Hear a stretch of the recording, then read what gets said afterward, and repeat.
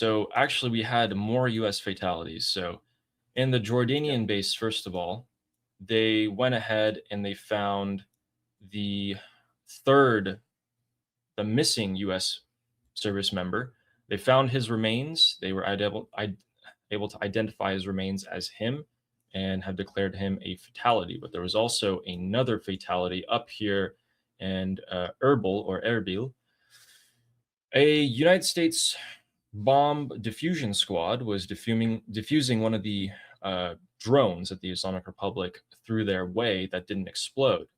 The bomb squad successfully diffused it, and the bomb squad itself did not suffer any casualties, but it seems like a US soldier standing nearby, was hit by shrapnel and was killed on the spot.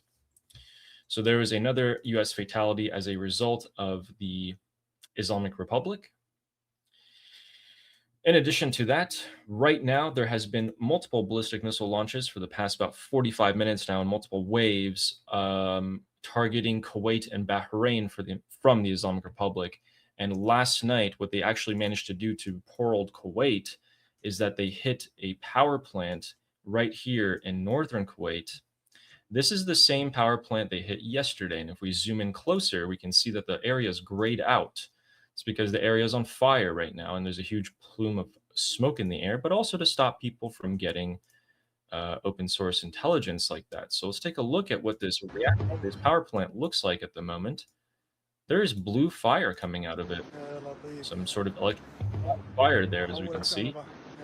And Kuwait only has 16 power plants.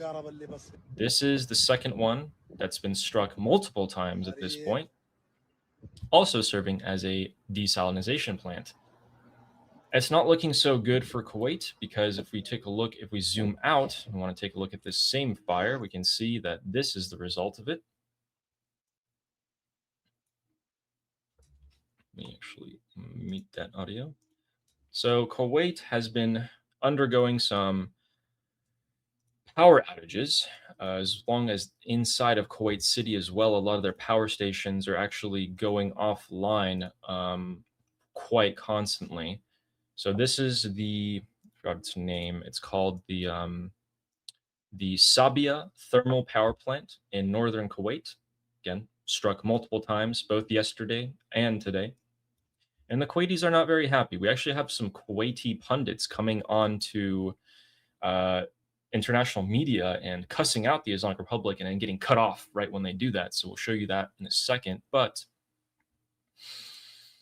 let's go to the most important thing that you guys want to see. Let's go all the way to Israel, where we are able to see that according to the New York Times, the United States is rushing additional warplanes, and we'll show you exactly what the list of those are, and support assets to the Middle East. So they're saying that Trump has decided they want to conduct a massive operation, which is largely what we've been saying for a long time. And we were able to see that these planes are these. So 15 F-35As, 12 more F-15s, 12 F-16s from the Aviano Air Base, and then 12 more F-16s from Sprengdahlem Air Base. So that's a significant amount of F-35 and F-16, F-15s that are coming in, plus another 40 refueling tankers, because refueling tankers need refueling tankers and jets need okay. Anyway, most of these jets were actually rotated out of CENTCOM, and they're coming back in right now because on the jets, apparently, they were spotted to have the markings of kills. So on the nose, you put a little mark for every confirmed kill that the fighter pilot has, and those were from Operation Epic Fury.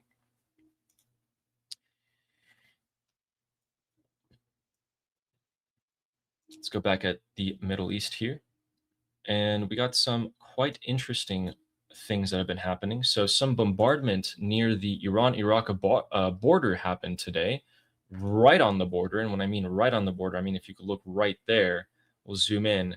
So Abadan and Khorramshahr has been additionally struck.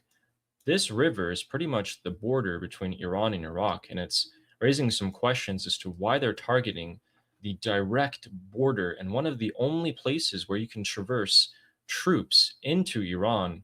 Um, so that's been a large question there. And just up the road, the United Nations IAEA branch has lost their heads today because there was a nuclear power plant in Darkhovin in the Islamic Republic of Iran that was struck. People are freaking out about this unnecessarily. Let me clear up some misconceptions. This power plant was started during the Shah's time, so pre 1979.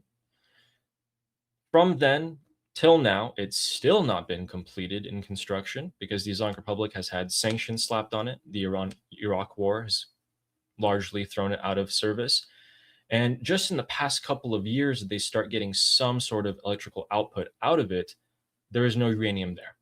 The IAEA is freaking out. They're putting out all the statements. There's literally no uranium in there. There is no need for concern. The Islamic Republic has still not been able to complete that power plant. I just want to get that cleared out of the way for you guys. We go down into the Persian Gulf countries. We can see the usual clown show by Qatar, who has come out and put a proposal, which the IDF has picked up. The Qataris sent a proposal to the United States and Iran and said that the United States will stop the attacks and that Iran, in turn, will open 2 maritime routes in the Strait of Hormuz for 10 days. So they're calling for another halt of hostilities. This was already believed to have been rejected by the White House, a senior U.S. official says, but you never know. The Qataris are quite annoying in their pursuit of diplomacy, even though they gave the green light to the rest of the Arabs to continue strikes on the Islamic Republic. And in terms of oil, in the Strait of Hormuz, we can see 2 things. One, the United States' Energy Secretary, Chris Wright, says that oil is still moving through the Hormuz, despite the fighting that's been going on the past couple of days. He's saying the flow is just under 14 million barrels a day, 2/3 of the traffic before the war happened. That's a very, very bold statement. And he also directly quoted saying, almost all the public data I've seen is incorrect. Again, that's the United States Energy Secretary, Chris Wright. Now, oil prices have been jumping up, and we can see that Donald Trump has broken his silence after 24 hours and started posting on Truth Social, saying that the Republicans should add Iran to the Russian sanctions bill. So this is the bill that Lindsey Graham that was going to pass before he passed away. That's what Lindsey Graham wanted to do, and it was going to happen. Important, says Donald Trump. Russia is about to get a ton of sanctions slapped on them to not be able to sell their oil, the oil that they have left at this point. And we've seen that as a result, the Islamic Republic is probably going to get slapped onto that as well. Here's the problem. In the entirety of the country, oil prices have been skyrocketing for regular people. Not to mention that in the southern coast of Iran, it is largely a living hell as the temperature is about 140 to 150 degrees Fahrenheit or 40 to 50 degrees Celsius. No electricity, by the way. So even if you sit inside of your room at night, you have nothing. It's like being blasted by a sauna. These are literally sauna temperature heat, and there's nothing they can do about it.